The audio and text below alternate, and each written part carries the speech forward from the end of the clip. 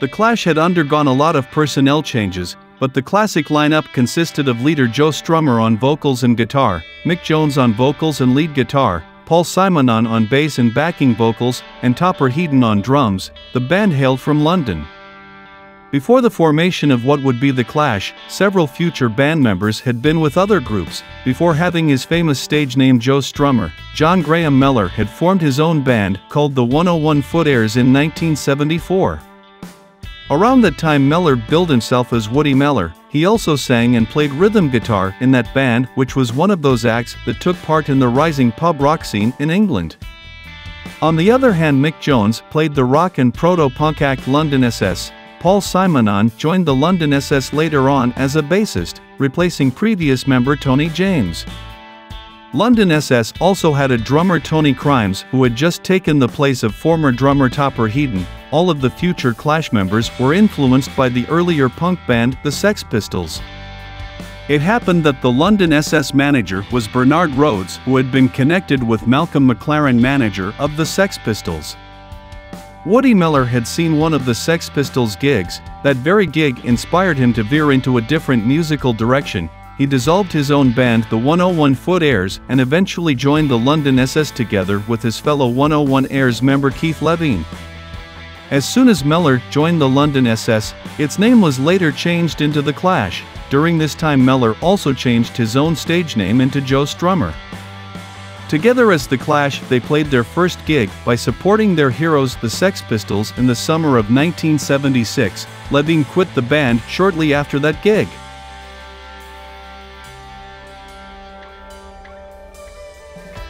Rhodes, who had managed London SS, was appointed as their manager. The Clash then supported the Sex Pistols in the latter's Anarchy tour in late 1976.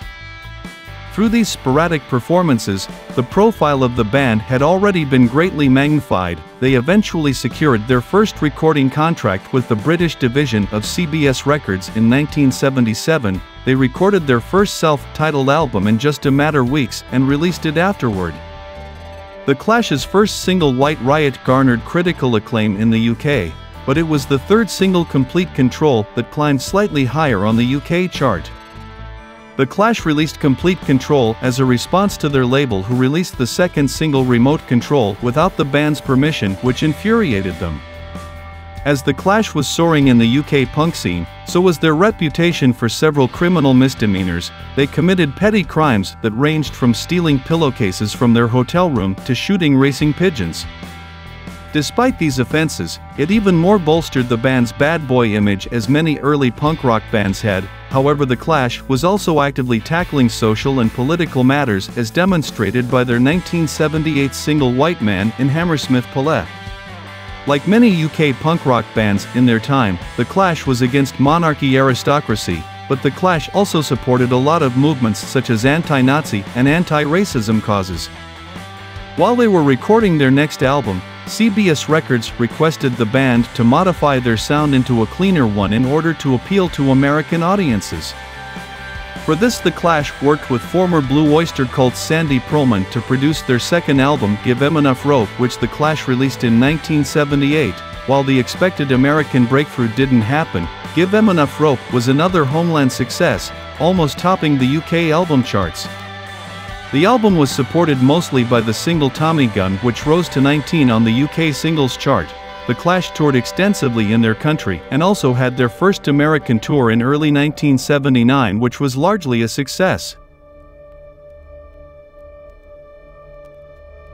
From their earlier influences and their American tour, they largely influenced the Clash's shift of style when they recorded their third album, London Calling, in late 1979. The album exhibited several genres, including ska, reggae, and old-school rock and roll, to add to their already existing punk rock offering. The result was a tremendous success, not only in the UK, but also in the United States. London Calling peaked at 27 on the Billboard 200, and its title track reached 11 on the UK singles chart and 30 on the US dance chart. The next single from London Calling, Train in Vain, fared even better when it peaked at 23 on the Hot 100, making it the Clash's first entry into the US Hot 100. Part of London Calling's success was its relative affordability. It was a double album, although the Clash insisted that copies should be sold for a single album price. The Clash did another US tour which also became very successful. The band also toured much of the UK and Europe. It was also during that time that they filmed their documentary film Rude Boy and the single Bank Robber, which would appear on their compilation album Black Market Clash. It went to 12 on the UK album charts. In 1980, the Clash released the triple album Sandinista in late 1980, and as expected of the band, it was released at a lower price. It went gold in the UK and silver in the US. In 1982, the Clash released their fifth LP Combat Rock. The album received a more scathing reception in their homeland, but over in the US it was otherwise welcomed with warm critical reviews and raves from the record-buying public. As a result, it was their most successful album ever, going double platinum in the US and reaching 7 on the Hot 100. The album yielded one of their most successful singles ever, Rock the Casbah. It went to 8 on both Hot 100 and Billboard Dance charts and 6 on the Billboard Rock chart. The song and its music video were played heavily on MTV.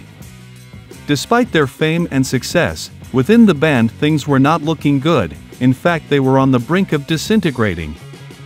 Headon was fired because of his escalating drug addiction, and Crimes was reinstated as the band's drummer. However, he was soon fired too, and was replaced by Pete Howard.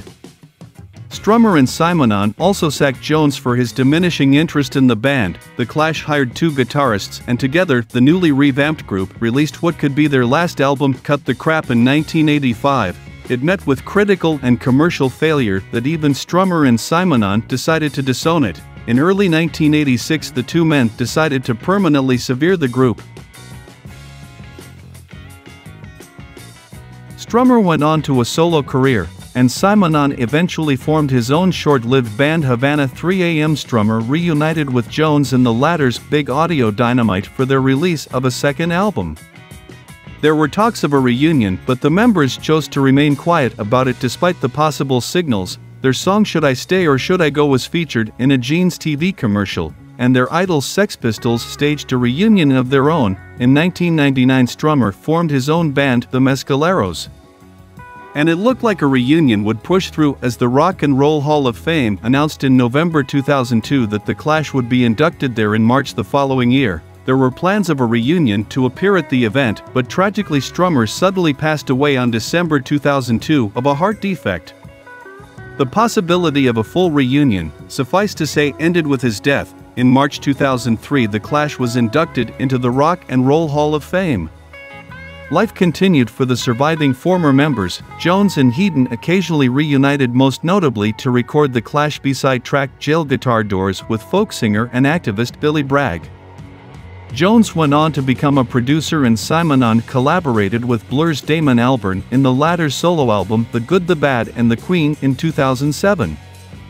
All 3 surviving members of the classic lineup, Simonon, Jones and Headon, reunited on BBC Radio 6 to talk about legacy the Clash has left on popular music, as well as to promote their boxed sets, sound system and 5-album studio set. Both were released on September 2013.